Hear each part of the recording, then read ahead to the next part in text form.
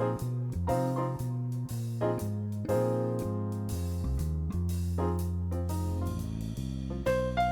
right, hey, I'd like to take a little bit of time now to talk about our current product lineup.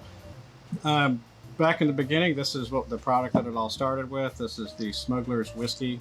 As I said earlier, I'm a 5th generation moonshiner from Kentucky. This is our family recipe that goes back to 1883.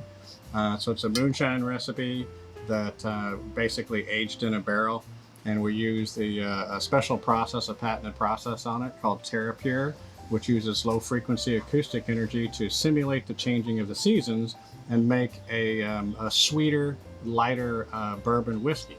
So you can take this whiskey and you can substitute it in any rum drink when you're down here in Key West and enjoying yourself down at the bars. You don't have to think about it. You can say, hey, I would like to have a rum runner, but instead of putting the bad well rum in there, you can substitute a Smuggler's Whiskey in there instead of have a top quality whiskey, and the bartender doesn't have to think about it too much, and you don't have to think about it too much, and then you don't get the hangovers that you would get from the lower quality spirits.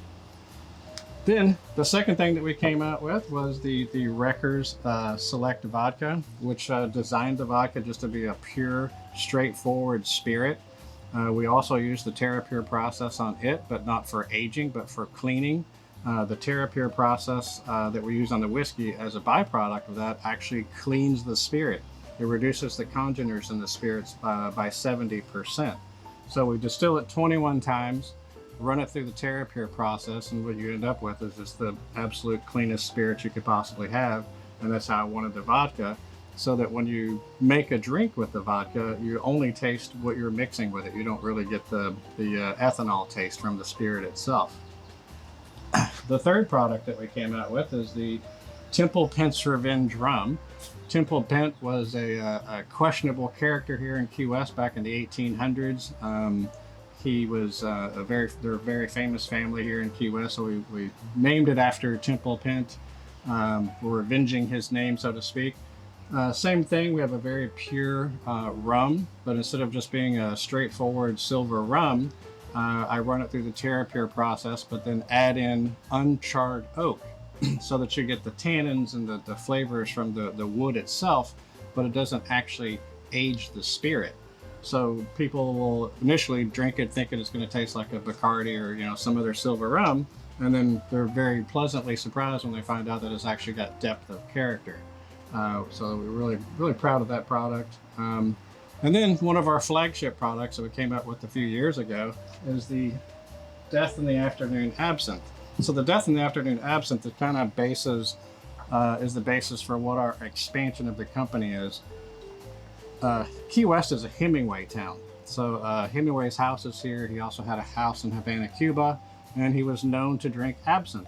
Absinthe was illegal when Hemingway was drinking it. It was banned in every country in the world except for Spain. It was banned in the United States from 1912 until 2007. So I patterned this absinthe along with my good friend Alan Bishop, who is an alchemist and master distiller here in the U.S. And we worked hand in hand on trying to perfect exactly what it was we were going for, which is a duplication of the style of absinthe that Hemingway started drinking when he was a war correspondent in France. So this is a French vert, otherwise known as the Green Fairy. It is the most popular style of absinthe.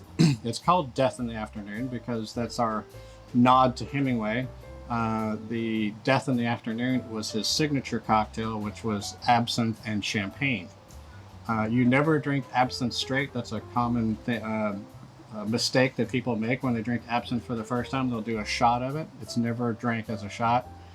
So you always have to, it's called a la louche. The process of diluting it is it's called a la louche. And Hemingway would la louche his absinthe with champagne, a really high-end champagne from France. Death in the Afternoon is also a book that Hemingway wrote about a Spanish bullfighter who drank absinthe. So this is the foundation and the basis for our product lines moving forward when I start talking about our future products. But I do want to touch base real quick on how to properly drink an absinthe drink. It was invented in 1792 by a coven of witches in Switzerland as a tincture. So absinthe, if you think of it, is an alcohol-based medication. So just like in the Mary Poppins show, a spoonful of sugar makes the medicine go down. Tinctures were always concentrated. You would never drink them straight. You would add water and sugar to it to make it a palatable drink. So there are a lot of accoutrements that go along with drinking absinthe properly. The first major part of it is the absinthe fountain. This is a vessel that effectively just holds ice water. This entire vessel up here at the top would just be full of ice water. And then you would take a proper glass, which is called a Pontarlier. Move this over here a little bit. This is a Pontarlier glass. It's specifically designed by the Pernod Company back in the 1800s for the consumption of absinthe. So you don't have to do any measurements with this type of a glass. There's a vessel in the bottom of the glass which holds the perfect amount of absinthe, which is 0.9 ounces. And then you have, if you were in an absinthe bar back in the 1800s, the absinthe would come to you as basically a shot in the bottom of the glass on a saucer. And these saucers are reproductions that we have as well, which this would be how much the drink cost in francs. So that you would get your drink, and then when you drank it, you would stack your saucers, and at the end of the night, that would be your bar tab, because the different absinthes cost different prices and so on and so forth.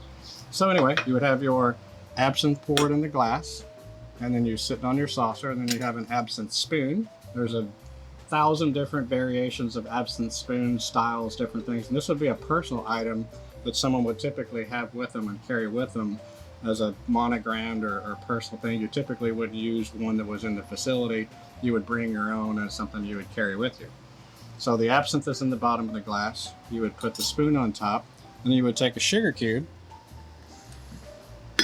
and place on top of the spoon. And then you see each of the glasses have a scallop in it or some sort of a design, and that's the level that we would want to drip the water into. So then we would turn on this little valve right here until it slow drips onto the sugar cube into the glass. And that process is called a la louche. If you're drinking a green absinthe, which is also known as the green fairy, which is our style here with the Death in the Afternoon, that would be called letting the green fairy out. Some folklore indicates that once the green fairy gets out, you don't never know what's going to happen that evening. Also in our product line, we do have different sizes. So we do have, these are our 750 milliliter bottles, which are kind of like the basic basis for the entire line.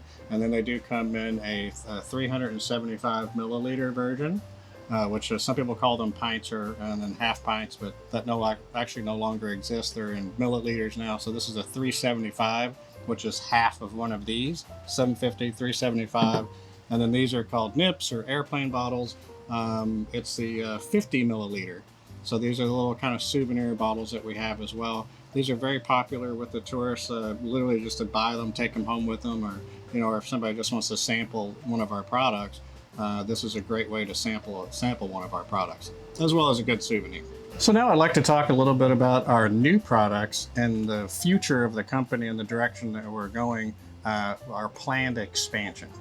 Absinthe obviously is a division of alcohol that's new since 2007. It was illegal before then, so there's very little competition in the marketplace, and we've had such great success and such high return on investment for the actual product itself. We currently have 5 approved recipes with the federal government that we're going to be expanding into that line, so we'll have 5 absinthe products ourselves under our own umbrella, under our own assets. And then we'll also distribute other absinthe products so that we establish ourselves as the authority on absinthe in the United States and in the markets that we expand into. One of the next products that's getting ready to come out in the Key West Trading Company line is Skippy's Mistake Tropical Gin. So it's a citrus gin made from Florida citrus. It's very citrus forward. It's going to be fantastic for making with tropical cocktails and those kind of a thing. But then our expansion from this point is to expand into New Orleans with our division, our wholesale division in New Orleans called the Spirits of New Orleans. And we will specialize in absinthe products. Even in Key West and in New Orleans, our company as a wholesale company, we provide the fountains. It's an entire program. We provide the fountains, the glasses, the sugar, the spoons, the staff training so that they understand the history of absinthe and how to do it properly and how to create cocktails from the absinthe. So our first New Orleans-based brand under the Spirits of New Orleans is Voodoo Fairy. Voodoo Fairy is the first Lavon absinthe in the United States, which is a lavender absinthe. That doesn't mean that the flavor is lavender. When they talk about absinthe, the three basic ingredients in absinthe are grand wormwood, fennel, and star anise. And those three things have to be in the absinthe, and the strongest taste comes from the star anise, which is a kind of a licorice flavor, even though there's no licorice root actually in the product itself. So if you think along the lines of the base product is always the same, and then the difference is the colorization of it. So then moving on from this, our third iteration of absinthe is called Red Devil. And the colorization of that is made with hibiscus. So hibiscus is probably the only one that actually alters the flavor of the absinthe itself. It takes on more of a tea flavor, and that kind of gives us a good entry-level product for someone who doesn't like the taste of the licorice or the star anise. So it kind of has more of that herbal, kind of a tea thing going on there. So in events and things that we've done in the past, that's been a great absinthe for people to try and get into and kind of break into it. Once they start drinking absinthe, you typically have a customer for life. Hello, I'm Colonel J.D. Martin, proprietor of the Key West Trading Company. I'm a Kentucky Colonel, 5th generation. I'm also a 5th generation moonshiner from the Commonwealth of Kentucky and a certified master of whiskeys. I would like to talk about how the company started and how I got my start. As a 5th generation moonshiner in Kentucky, I grew up in the spirits industry on the illegal side. So in 5 generations, dating back to 1883, I am the first one in the family to be legal. Flagship product, or kind of the initial launch of the company, the idea was to bring my family heritage of bourbon whiskey and of course the heritage of Kentucky in general to the southernmost city in the United States, to Key West. And what I came up with is our first product, which was the Smuggler's Whiskey, which is the first bourbon whiskey designed specifically for island consumption. How do you accomplish that? I found a process called TerraPure, which is a patented process that uses low-frequency acoustic energy to simulate the changing of the seasons and fast-age the whiskey. Therefore, the bourbon doesn't sit in the cask as long, so it doesn't pick up all of those heavy carcinogen tastes and congeners that give it that heavy taste, which wouldn't be conducive to tropical climate and tropical consumption. We aged the whiskey in a barrel for 1 year and 1 day to qualify as a bourbon, and then we transfer to this process that we license from Green River Distillery in my hometown of Kentucky, in Owensboro, Kentucky, and it ages the whiskey 3 more years in 10 hours. So we end up with a 4-year equivalently aged product in just 1 year and 2 days.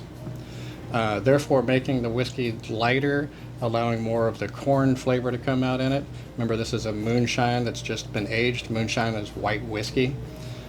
We then take that and bottle it, ship it down here to Key West, or smuggle it into Key West, and you can substitute this whiskey in any tropical drink that has rum in it. So, if you enjoy drinking a rum runner whenever you're in town, instead of getting the well rum that's going to give you a hangover, you can say, hey, substitute the Smuggler's Whiskey in there instead, and it mixes into fruit drinks, tropical drinks, just like a rum does. This is the only bourbon whiskey that you could put in pineapple juice, for example. In the very first year that this product came out, we entered 3 contests of the largest spirits competitions in the world and got medals in all 3 of those competitions. The only 3 that we've entered so far, and we've medaled in all 3, including a silver at the San Francisco World Spirits Competition in the genuine bourbon category, which is the largest spirits competition in the world. So now that we know where we've been, now we need to know where we're going, which is we're going to be expanding into the New Orleans market and expanding on our Spirits of New Orleans line and the new absinthe products. And then the third expansion past New Orleans will be moving into Europe, which is the Spirits of Amsterdam. So Spirits of Amsterdam will be the third phase of the company, and we'll just carry on what we've developed and designed in New Orleans will then carry off into Amsterdam, and that'll be our European entrance at that point. So we've got the base company, which is the QS Trading Company, and all of our products that are associated with that we'll continue to expand on. We've got the Spirits of New Orleans, which is our other wholesale division in New Orleans that'll specialize in specific absinthes and building that portfolio. And then when we branch off into Europe, we'll be taking that same portfolio and then going to Europe with that and that model. So we'll perfect the model in New Orleans, and then we'll duplicate that model in Europe.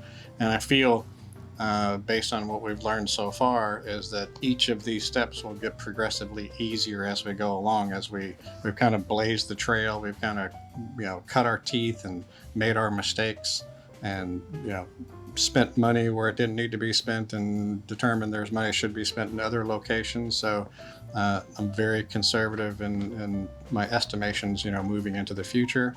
Also proud of the fact that this company is completely debt-free, has remained debt-free the entire time. No partners, no investors up to this point. I've built the company grassroots to what I would like to call the mezzanine level. And then from this point moving forward is when, at this point, we need some help to kind of just make it move faster. I could organically grow the company without any investments or any help whatsoever. It would just be a slower pace. But I believe that the brand has gotten to the point and the opportunities are sitting there waiting, that it doesn't make any sense not to bring on some investment capital to really just launch us into the stratosphere as far as that's concerned, from a good, solid foundation that has been well established. Thank you for taking the time to watch the video, and we appreciate any help and support.